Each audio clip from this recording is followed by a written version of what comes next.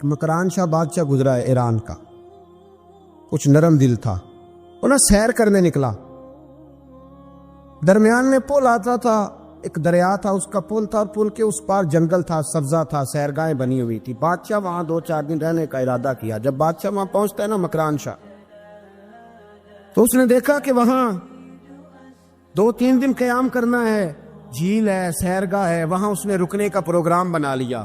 بادشاہ تو علیحدہ اس کے لیے رہائش تھی، سپاہی علیحدہ رہتے تھے۔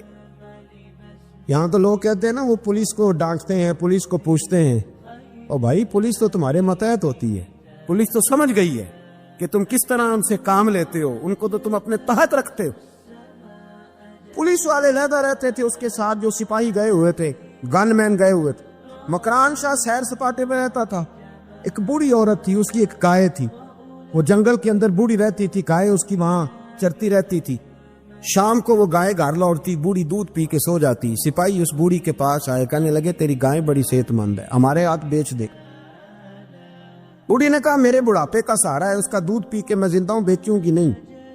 وہی والا کام جو ہمارے ملک میں ہوتا ہے کہ قیمت کے ساتھ زمین دینی ہے کہ مفت دینی ہے۔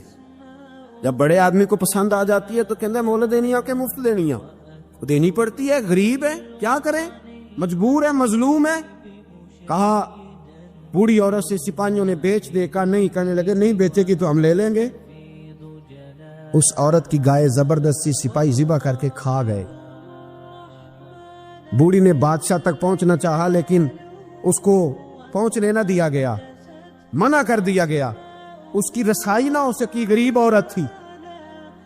جس دن مکران شاہ واپس آ رہے تھے نا، سیر کر کے پل سے گزر رہے تھے، تو کسی نے بوڑھی سے کہا کہ بادشاہ گزرے گا۔ وہ چھپ کے پل پہ بیٹھ گئی، اور مکران شاہ جب پل سے گزرنے لگے تو بوڑھی آگے آئی اور اس کے گھوڑے کی لگام پکڑی، ایسا جملہ کہا کہ مکران شاہ چکرا کے زمین پہ گرا، اور بوڑھی کہنے لگی مکران شاہ تیرے سپاہی میری گائے ذبح کر کے کھا گئے ہیں، تو بتا اس کا حساب اس پل پہ کھڑے ہو کے دینا کہ پل صراط پہ دینا ہے؟ بتا یہاں کھڑے ہو کے دے گا کہ وہاں کھڑے ہو کے دے گا؟ بول، بتاؤ یہاں دینا ہے کہ وہاں دینا ہے؟ دینا تو پڑے گا، یہاں دو گے تو ہو سکتا ہے قیامت میں پچ جاؤ، اور اگر یہاں نہیں دو گے تو وہاں لٹکا دیے جاؤ گے، رسوا کیے جاؤ گے، پوچھا جائے گا۔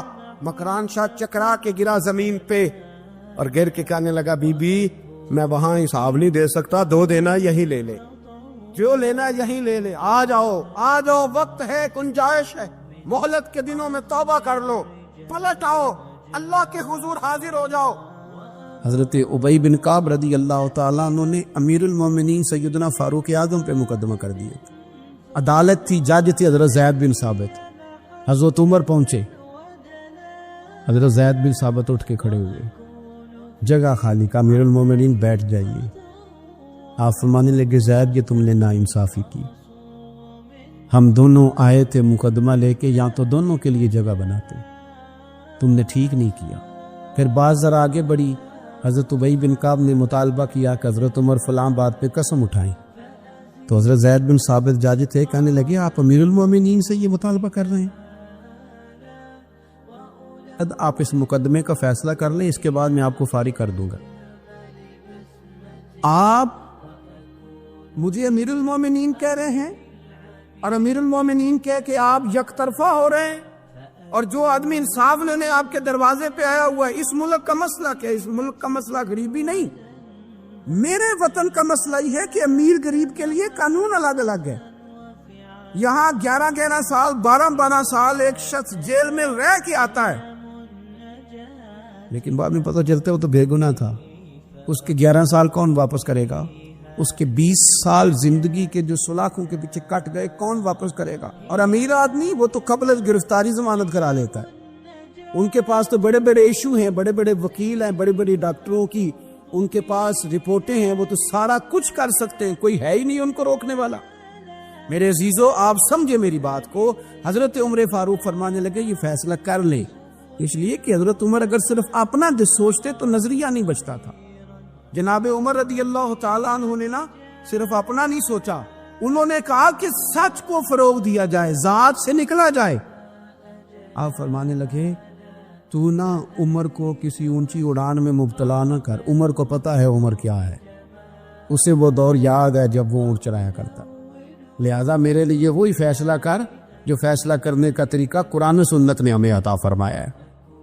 آپ نکلیں ذرا ذات پات کے چنگل سے، یہ جو بت پال لیے نا، اقبال کہتے ہیں اگرچہ بت ہے جماعت کی آستینوں میں، جماعتوں کے بت تو نہ بناؤ، تنظیموں کو بت تو نہ بناؤ، آپ برادری کو بت تو نہ بناؤ، آپ رنگ نسل کو بت تو نہ بناؤ، اگرچہ بت ہے جماعت کی آستینوں میں، پر مجھے ہے حکم اعزاں لا الہ الا، یہ ٹوٹ جائیں گے لا الہ الا اللہ کی ضرب سے۔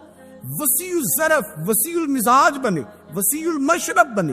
آپ کبھی بھی سوچوں کو اتنا محدود نہ کریں کہ آپ کسی ایک ابہام کا شکار ہو کے ہی ساری زندگی گزار دیں۔ کیا مسئلہ تھا عرب کے لوگوں کو؟ مسئلہ کیا تھا؟ صرف اتنا،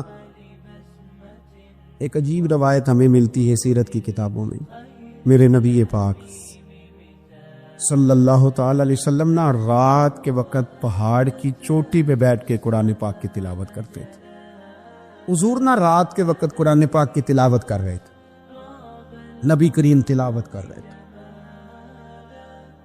اور جب یاسین والے نبی خود یاسین پڑھے، والضحیٰ والے محبوب جب خود والضحیٰ کی تلاوت کریں، مدثر والے محبوب جب خود مدثر پڑھے، تو انداز ہی نرالو۔ حضور قرآن پاک کی تلاوت کر رہے تھے تو اس تلاوت کی نا آواز گونجی، کہاں تک پہنچی؟ ابو جہل بھی کسی جھاڑی میں چھپ کے حضور کا قرآن سننے لگا۔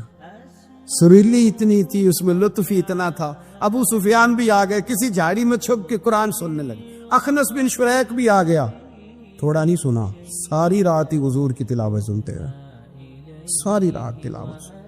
اور کہاں چین لینے دے حضور کی میٹھی آواز، کہاں چین لینے دے حضور کی میٹھی آواز۔ تینوں پھر اٹھ گئے، کئی دن آتے رہے، ایک دن طے ہوا کہ آج کے بعد بالکل نہیں آنا، جو آئے گا سزا ملے گی، ہو گئی بات طے۔ اخنس بن شریک کہتے ہیں میں سویرے ابو جہل کے گھر گیا، میں نے کہا سن، ایک دن نہیں کئی راتیں تو نے بھی سنا میں نے بھی سنا، دل پہ ہاتھ رکھ کے بتا وہ جو پڑھتے ہیں وہ حق سچ ہے کہ نہیں، کری بات کر، سنا تو نے بھی سنا میں نے بھی، ساری رات سنا، بتا بات سچی ہے کہ نہیں؟ تو ابو جہل کہنے لگا ایک ایک حرف سچ ہے، ایک ایک بات سچی ہے، تو تم مانتا کیوں نہیں؟ پھر تو مانتا کیوں نہیں؟ تو جو ابو جہل نے جواب دیا، خدا را اس پہ غور کرنا، میری منت سمجھ کر اس بات پہ غور کرنا، او پھر تو مانتا کیوں نہیں؟ تو ابو جہل کہنے لگا ہمارے قبیلے کا اور بنو ہاشم کا، حضور سید عالم کے قبیلے کا شروع سے مقابلہ رہا ہے، انہوں نے اگر لوگوں کو کھانے کھلائے تو ہم نے بھی کھلائے، انہوں نے غریبوں کا بوجھ اٹھایا تو ہم نے بھی اٹھایا، انہوں نے اگر گھوڑا دوڑایا تو ہم نے بھی دوڑایا، پھر انہوں نے دعویٰ کر دیا کہ ہمارے اندر ایک نبی آ گیا ہے، اب ہم کیسے مان لیں اس قبیلے میں نبی آ گیا؟ پہلے کیا کہہ رہے ہیں؟ بات بالکل حق ہے، اب کیا کہہ رہے ہیں؟ اس کے کہنے کا مطلب یہ ہے کہ اگر میرے قبیلے میں نبی آتا تو میں مان جاتا۔ او خدا کے بندو، یہ برادری کا بت، قبیلے کو جو بت بنا لیا معاذ اللہ، وہ تعصب بن کے آڑ بن گیا، گروہ پرست ہو گئے۔ وہ کہنے لگا اس کا مطلب یہ تھا کہ میرے قبیلے میں ہوتے تو میں مان جاتا، قبیلہ دوسرا ہے۔ خدا را، ان بتوں کو توڑنے کی ضرورت ہے۔ کاش ابو جہل یہ سمجھتا کہ یہ تو رب کی تقسیم ہے نا، واللہ یختص برحمتہ من یشاء، وہ کہتے ہیں میں جس کو چاہتا ہوں اپنے فضل سے اپنا خاص بنا لیا کرتا۔ لیکن یہ گروہی تعصبات، قرآن مجید آپ دیکھیں نا تو یہودیوں کے بارے میں اللہ فرماتے ہیں، کیونکہ تورات میں بھی حضور کی شانیں، زبور میں بھی حضور کی شانیں، انجیل میں بھی حضور کی شانیں، ہر جگہ اللہ نے اپنے حبیب کے تذکرے کیے۔ رب کریم فرماتا ہے محبوب یہ دو یہودی ہیں نا، یعرفونہ کما یعرفون ابناءہم، قرآن مجید کے الفاظ پہ غور کیجئے، کہا محبوب یہ آپ کو اس طرح جانتے ہیں، اس طرح پہچانتے ہیں جس طرح کوئی اپنے بیٹے کو پہچانتا ہے۔ جڑواں بچے ہوں نا، جڑواں شکلیں بھی ایک جیسی ہوں تو اور کوئی پہچانے نہ پہچانے، باپ اور ماں پہچانتے ہیں کہ یہ فلانا ہے، اور یہ ان کو پتہ چلتا ہے۔ کہا محبوب جس طرح یہ اپنے بچوں کو پہچانتے ہیں نا، اس طرح آپ کو جانتے ہیں۔ لیکن وہ کہتے پتہ کیا تھے؟ وہ کہتے تھے کہ ہم وہ والی وحی مانیں گے جو ہم پہ آئی ہے، جو بنی اسرائیل کے نبی آئے ان کو مانیں گے. یہ چونکہ حضرت اسماعیل علیہ السلام کی اولاد میں سے ہے رسول رحمت صلی اللہ علیہ وسلم، لہٰذا نہیں مانیں. وہ جو گروہی تعصب تھا نا، قبیلے کا تعصب گروہی، وہ لے ڈوبا. وہ تورات پڑھ کے بھی، انجیل پڑھ کے بھی، بلکہ وہ لوگوں کو کہا کرتے تھے رسول آنے والے ہیں، رسول آنے والے ہیں، رسول آنے والے ہیں، لیکن حضور آ گئے حضرت ابراہیم کی اولاد میں سے، حضرت اسماعیل کی اولاد میں سے. انہوں نے کہا جی وہ تو ہمارے قبیلے میں ہوتے تو ہم مانتے. میں نے بھی غور کرنا ہے، آپ نے بھی غور کرنا ہے. یہ سوچے تو یہودیوں کی ہے کہ فلانا میرے قبیلے سے ہو تو پھر مانتا ہوں، فلانا فلانی جگہ ہو تو. یہ تو سوچ ہماری نہیں. شیخ عبد القادر جیلانی رضی اللہ تعالیٰ عنہ ارشاد فرماتے ہیں کہ تو جہاں بھی ہو نا، اپنی سوچ کو عاجزی والی بنا. آپ فرماتے ہیں اگر تیری عمر زیادہ ہے اور تیرے سامنے ایک شخص کھڑا ہے جس کی عمر تھوڑی ہے، تو اپنے ذہن میں یہ بات بٹھا کہ اس کی عمر تھوڑی ہے تو غلطیاں بھی تو تھوڑی ہیں نا. اور اگر تیرے سامنے کچھ شخص کھڑا ہے، تیری عمر تھوڑی ہے، اس کی زیادہ ہے، تو پھر یہ ذہن بنا لے کہ اگر اس کی عمر زیادہ ہے تو اس کی نمازیں بھی تو زیادہ ہیں نا، تلاوتیں بھی تو زیادہ ہیں نا، خیرات بھی تو زیادہ ہے نا، عمر جو زیادہ ہے. اور اگر تو ان پڑھ ہے اور تیرے سامنے عالم کھڑا ہے تو اس ترتیب سے عاجزی پیدا کر لے کہ وہ چونکہ عالم ہے تو میں تو بہت سارے کام اپنی جہالت کی وجہ سے غلط کر لیتا ہوں، لیکن وہ عالم ہے تو اپنے علم کی بنیاد پر یقیناً وہ مجھ سے زیادہ خیر کٹھی کر رہا ہے. اور اگر تو عالم ہے اور تیرے سامنے جاہل کھڑا ہے تو پھر بھی تو اپنی طبیعت میں عاجزی لا، اور تو یہ ذہن بنا کہ وہ اگر کوئی غلطی کرے گا بھی تو اپنی جہالت کی وجہ سے کرے گا، تو مجھے تو پتہ ہے سارا.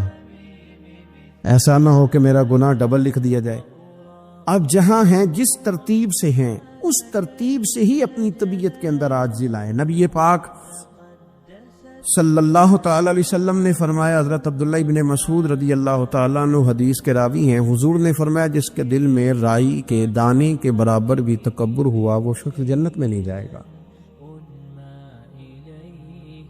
تو عرض کی یا رسول اللہ صلی اللہ علیہ وسلم، ایک آدمی اچھا لباس پہنتا ہے، اچھا بن کے رہنا چاہتا ہے، صاف ستھرا بن کے رہنا چاہتا ہے، کیا یہ بھی تکبر ہے؟ سرکار نے فرمایا نہیں، اللہ تو خوبصورت ہے، خوبصورتی کو تو پسند فرماتا ہے. تو یا رسول اللہ صلی اللہ علیہ وسلم پھر تقسیم کس طرح کریں؟ تکبر کے مفہوم کو کیسے سمجھیں؟ تو دو باتیں نبی پاک علیہ السلام نے ارشاد فرمائی.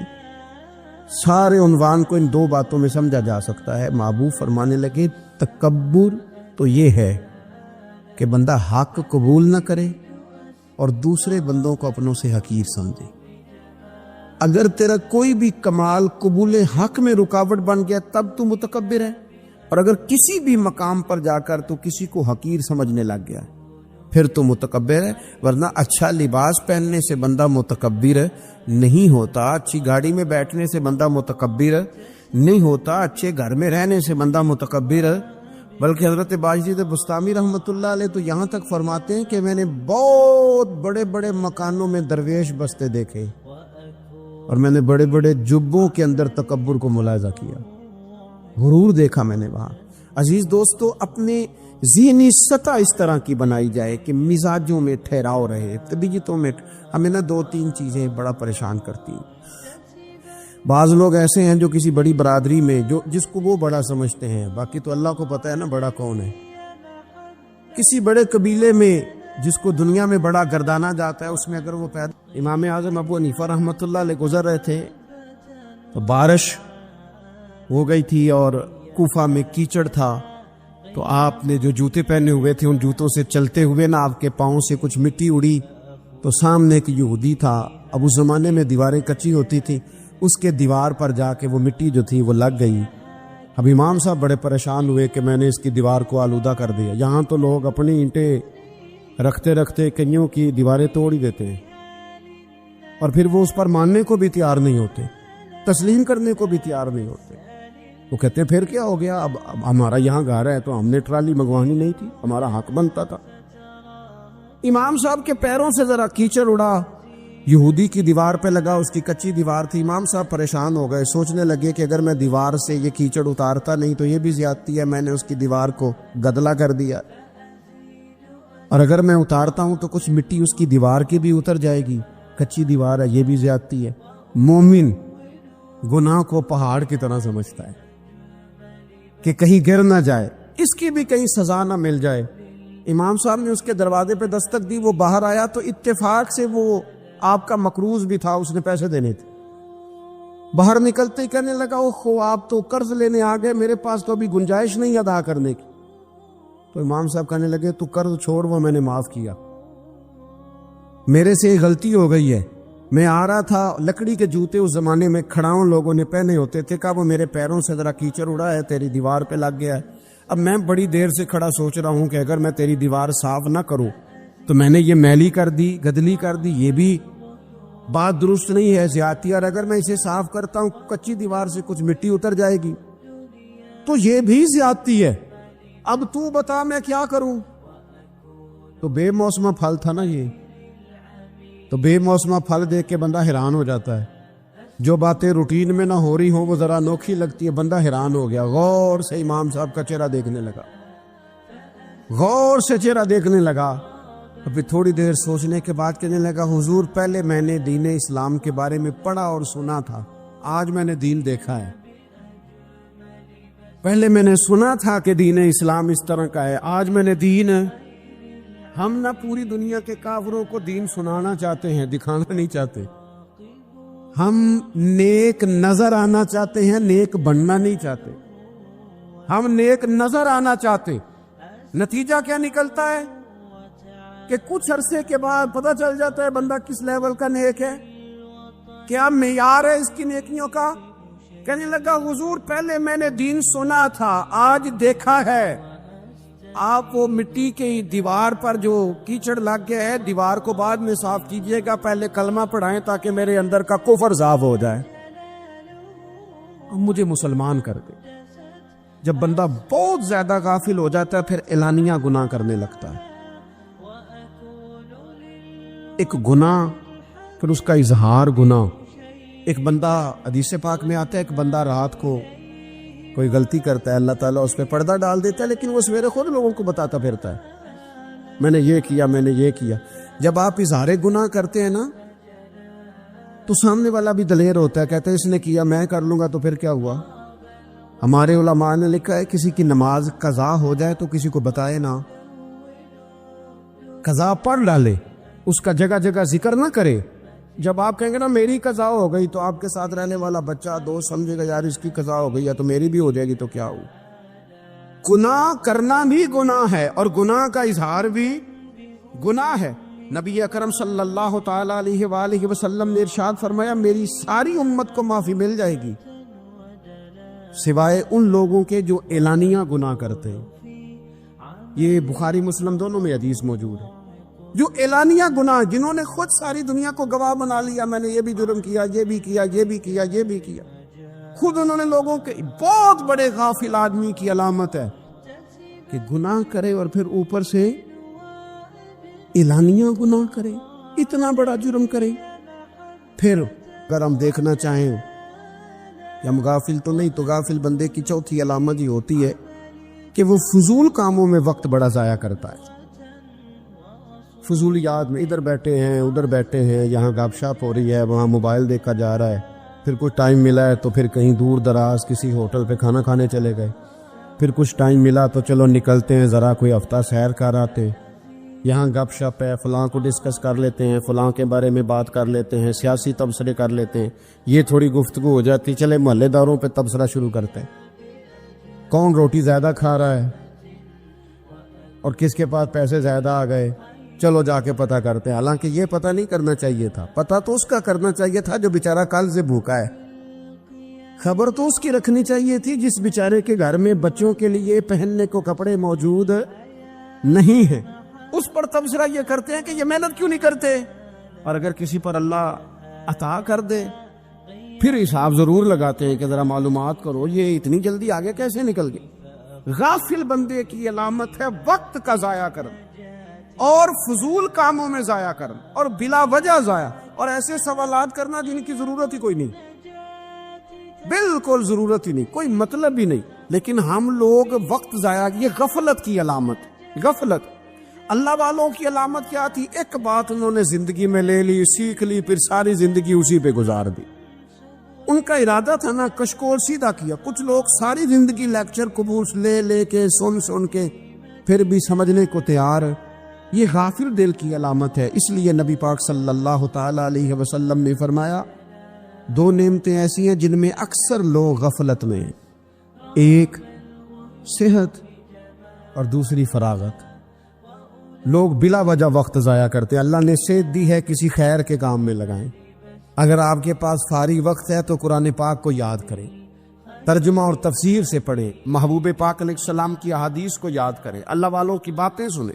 وقت ملے تو عبادات میں لگائیں، نوافل میں لگائیں، تلاوت میں لگائیں، ذکر اذکار میں لگائیں، اور پھر اللہ مزید توفیق عطا کرے تو کسی کے بھلے میں وقت لگائیں۔ گلی سے کوئی کانٹا اٹھائیں، کوئی روڑا اٹھائیں، کوئی کسی کی مدد کرے، لیکن یہ غافل انہیں کی علامت ہے کہ اپنے وقت کو ضائع کرنا۔ اور پھر اسی طرح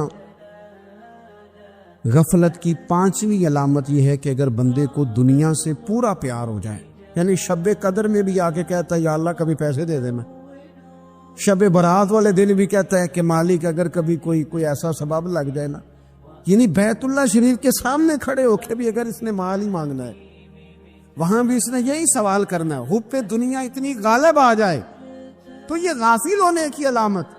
دنیا ضرورت ہے، مقصد نہیں ہے، دنیا کی حاجت ہے، مقصد نہیں ہے، یہ مقصود نہیں۔ اور جب لوگ فقط دنیا کے مال کو، دولت کو، نبی پاک علیہ السلام نے فرمایا وہ لعنتی ہے جو درہم اور دینار کا بندہ بن گیا ہے، پیسوں کا بندہ بن گیا ہے، مل جائے تو خوش ہوتا ہے، نہ ملے تو تکلیف میں آ جاتا ہے۔ یہ غافل بندے کی علامت۔ مومن تو وہ ہوتا ہے کہ دولت رزق حلال ضرور کماتا ہے تاکہ کسی کے آگے ہاتھ نہ پھیلانا پڑے، کوشش ضرور کرتا ہے، پر دنیا کو جیب میں جگہ دیتا ہے، دل میں نہیں دیتا۔ اس کی جگہ جہاں ہے اسے وہاں رکھتا ہے، اسے دل میں جگہ، دل تو ایک ہے، اس میں رب رسول کو بسائیں گے یا کسی اور کو بسائیں گے؟ تو حب دنیا یہ غافل ہونے کی بہت بڑی علامت ہے۔ پھر اسی طرح جو بندہ رب کریم کو جانتا نہیں نا، وہ بھی غافل ہو جاتا ہے۔ ایک تو جو یہ نہیں نہ جانتا کہ رب کریم سزا دے گا، مجھے دیکھ رہا ہے، اسے نہ اونگ آتی ہے نہ نیند آتی ہے، جو اس کی معرفت نہیں رکھتا کہ میرا رب ہر وقت مجھے دیکھ رہا ہے، وہ بھی غافل ہو جاتا ہے۔ جسے پتا ہونا کو مجھے دیکھ رہا ہے وہ غافل نہیں ہوتا۔ اور جو یہ سمجھ لیتا ہے نا کہ شاید معاذ اللہ ثم، اس یقین کو پکا نہیں کرتا، وہ غافل ہو جاتا ہے۔ اور ایک جو یہ نہیں نہ جانتا کہ رب مہربان کتنا ہے، وہ بھی غافل ہو جاتا ہے۔ مجھے بتائیے سب سے زیادہ تو بندہ اس کے دروازے پہ جاتا ہے نا جو سب سے زیادہ مہربانی کرنے والا ہو، اس دروازے سے بندہ اٹھتا ہی نہیں۔ تو جس کو یہ یقین ہو جائے نا سب سے زیادہ کرم فرمانے والی ذات اللہ رسول کی ہے، وہ کبھی رب رسول سے غافل نہیں ہوتا، وہ کبھی اللہ رسول کا دروازہ چھوڑ کے نہیں جاتا، وہ کبھی کسی اور جگہ جا کے پناہ تلاش نہیں کرتا۔ جسے پتہ چل جائے نا وہ کریم کتنا ہے، مہربان کتنا۔ ملا رومی رحمت اللہ علیہ فرماتے ہیں بہت بڑا مجرم تھا ایک بندہ، بہت بڑا گناہگار تھا، بت کو پوجتا تھا، تھک گیا، ساری رات بت کے سامنے کھڑا تھا، معاذ اللہ یا صنم یا صنم یا صنم کہتے، تھک گیا، نیند آ گئی، اونگ آ گئی۔ جب پوری طرح نیند آ گئی اور دماغ پہ نیند قبضہ کرنے لگی تو اس کے منہ سے نکل گیا، صنم صنم کہہ رہا تھا نا، نکل گیا یا صمد، او بے نیاز مالک۔ رب کریم نے فرشتوں سے فرمایا دوڑ کے جاؤ، جو کہتا ہے اسے دے دو۔ فرشتے کہنے لگے مالک تو بت کو پکار رہا تھا، اس نے تو غلطی سے نام لیا ہے، فرمایا مجھے نہیں پتا، لیکن دیکھو نا اس نے مجھے پکارا تو ہے نا، کتنی دیر سے جھوٹے کو پکار رہا تھا، اس کا معاملہ حل نہیں ہوا، اب اگر سچے کو پکارنے پہ بھی حل نہ ہوا تو فرق کیا رہ جائے گا؟ دے دو جو مانگتا ہے، دے دو۔ میرے دوست گھر پتہ چل جائے وہ کریم کتنا ہے، وہ مہربان کتنا ہے. میرے رسول پاک علیہ الصلوۃ والسلام نے تو فرمایا تیری آنکھ سے اگر اس کے خوف سے اتنا آنسو بھی نکل گیا جتنا مچھر کا پر ہوتا ہے، تو جس طرح بھینس کے تھنوں سے نکلا ہوا دودھ واپس تھنوں میں نہیں نہ جاتا، جو اتنا بھی روئے نہ روئے اللہ کے خوف سے، وہ بندہ دوزخ میں نہیں جائے گا. تھوڑی دیر کے لیے ڈر جائے اپنے رب سے، آئے تو صحیح. عدم معرفت غفلت پیدا کرتی ہے، تو آ تو صحیح، وہ تو کریم ہی بڑا ہے، وہ تو مہربان ہی بڑا ہے. حضرت زنیرہ رضی اللہ تعالی عنہ حضور کی صحابیاں ہیں. ایام جو مکے کے تھے مسلمانوں پر بڑی آزمائش کے تھے، انہیں بڑا مارا کفار نے، اتنا مارا کہ ان کی بینائی چلی گئی، نظر آنا بند ہو گیا. کافروں کی عورتوں نے تانا دیا کہ تو نے ہمارے بت چھوڑے ہیں نا، تو دیکھنا تیری بینائی چلی گئی. تو جناب زنیرہ اللہ پہ بھروسہ، توکل، معرفت الہی کا جذبہ، اٹھ کے کھڑی ہو کہنے لگی چپ کرو، تمہارے جھوٹے بت کیا کر سکتے ہیں، میرا رب چاہے تو صبح جب میں اٹھوں تو میری آنکھیں روشن ہو، اگر کریم کرم کر دے. لوگ کہتے واقعی ایسا ہوا، جب وہ سویرے اٹھی تو اللہ نے ان کی روشنی واپس کر دی. تجھے پتہ چل جانا وہ مہربان کتنا ہے. وہ ایک بزرگ تھے تو ان سے کسی نے کہہ دیا کہ اگر آپ کا حساب آپ کے ماں باپ کے ذمہ ہو جائے تو پھر کیسا، پوچھنے کے لیے قیامت میں اگر ماں باپ حساب لیں تو پھر کیسا. تو بڑے سیانے لوگ تھے جو دل والے تھے، کہنے لگے نہیں، رب کریم ہی ٹھیک ہے، اس لیے کہ وہ ماں باپ سے کہیں بڑھ کر پیار کرنے والا. اگر یہ معرفت مل جائے وہ کریم کتنا ہے. اور جب بندہ پوری طرح اس کی بارگاہ میں آ کے تڑپ جاتا ہے نا، مولا میں جاؤں کدھر، تیرا دروازہ چھوڑ کے جاؤں کدھر.